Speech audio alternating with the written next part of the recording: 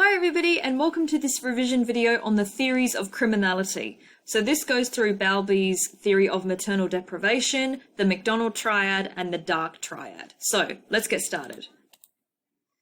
So Bowlby's theory of maternal deprivation is something that we first saw. Now, what I'm talking about in this video is just theories of criminality in general. It may apply to serial killers, psychopaths, antisocial personality disorder, and narcissistic personality disorder, but not in every single case. So I want to make that clear from the get-go. So Bowlby believed that mental health and behavioural problems can be attributed to early childhood. So there are three parts to his theory. Number one is that a child has an innate ability to form an attachment to one main caregiver. Usually it's the mother. There are exceptions, but in most cases, according to his theory at the time, which was several years ago, a child has this ability to form a strong attachment to one main caregiver, which, according to him, was usually the mother. Number two, the child should receive continuous care from this person for the first 2 years of their lives. And if this does not occur, number three, consequences may be delinquency, aggression, depression, and psychopathy.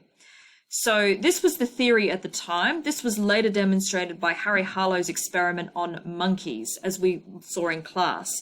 So as we can see here, this is one of the photographs from the actual experiment. The monkey was given two options, so one to receive food from and one to receive comfort from. Now, the monkey readily fed from the feeder, but then spent most of its time clinging to the soft covered monkey in terms of comfort. And it was quite surprising at the time that this was the case. Unfortunately, due to several other experiments where ethics were not enforced yet, Harlow then went a step further and put several of the monkeys in what was called the well of despair, where he socially isolated baby monkeys away from their mothers and away from any contact at all. And those monkeys ended up being severely disturbed. So it, in a way, correlated to Bowlby's theory of maternal deprivation. Now, obviously, this was using monkeys. It would be too unethical even at that time to test this out on human beings. But there is a correlation there between Harry Harlow's experiment and the theory according to Bowlby. So that links to the child should receive continuous care from the main caregiver, usually the mother, in the first 2 years of life. And again, if this does not occur, consequences may be delinquency, aggression, depression, and psychopathy. So violent and aggressive behaviour definitely was seen in the baby monkeys that were isolated in the well of despair, as well as depression. So another theory contributing to criminality is the McDonald Triad. This is quite famous and quite well known. So the McDonald Triad is a set of three factors that have been suggested that if all three or any combination of two are present together, to be predictive or associated with later violent tendencies, particularly in relation to serial offences. So what that means, if there's two or more of these factors present in a person's life, especially their childhood, it makes it more likely that they're going to engage in violent tendencies and criminal behaviour as adults, especially in a serial fashion. So the McDonald Triad consists of fire setting in childhood, enuresis, which is bedwetting, and torturing animals. So two of these combined, or all three combined in childhood without any intervention or treatment, makes it far more likely that the person will engage in violent tendencies. And the McDonald Triad has been well documented in several serial killer cases over the years. As an extension of that, there's also the Dark Triad of forensic psychology. So research on the Dark Triad is used in criminal psychology, and people scoring high on these traits are more likely to commit crimes and cause social distress. They also tend to be less compassionate, agreeable, empathetic, and satisfied with their lives, and less likely to believe that they and others are good. So this is a different version from the McDonald Triad.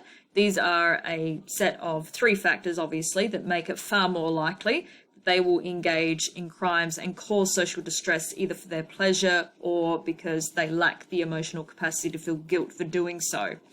So narcissism is characterized by grandiosity, pride, egotism, and a lack of empathy. We've talked about that in the previous video. Okay, the second factor is characterized by manipulation and exploitation of others and an absence of morality and higher level of self-interest. And psychopathy, of course, as we've talked about already, is characterized by continuous antisocial behaviors, impulsivity, selfishness, callous and unemotional traits, and remorselessness. So these three factors are collectively called the Dark Triad. So if someone has all three of these present, it makes it, again, far more likely that they are going to engage in criminal behaviour if they're not doing so already, because they have the diagnostic criteria to do so.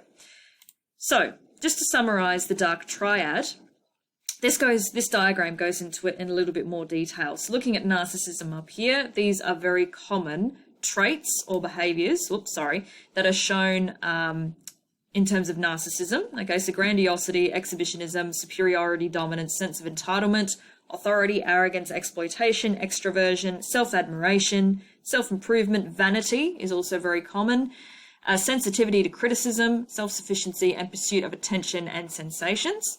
We then have psychopathy, okay, which involves obviously selfishness, self-promotion, self-esteem, can be very, very charming and superficial, impulsivity, vulnerability, absence of guilt and remorse, etc. and so on, as we can see there. We've looked at this in a previous video, but you can read the diagnostic criteria there. We've also got the third aspect over here, so the word I can't say, as we've talked about in class, that Machiavellism. All right, so depending on a high reputation, very cynical, strategic calculation, very tactical, orientation towards the future and not the present, low ethical and moral standards, always planning strategies, absence of principles, and very, very inflexible, all right, in terms of their beliefs and their values. So all three of these things combined, as we can obviously see, make the Dark Triad and make someone far more likely to engage in violent behaviour or criminal behaviour. Okay, so that is the theories of criminality for forensic psychology. If you have any questions, ladies and gentlemen, you know what to do. Let me know. Otherwise, happy revising.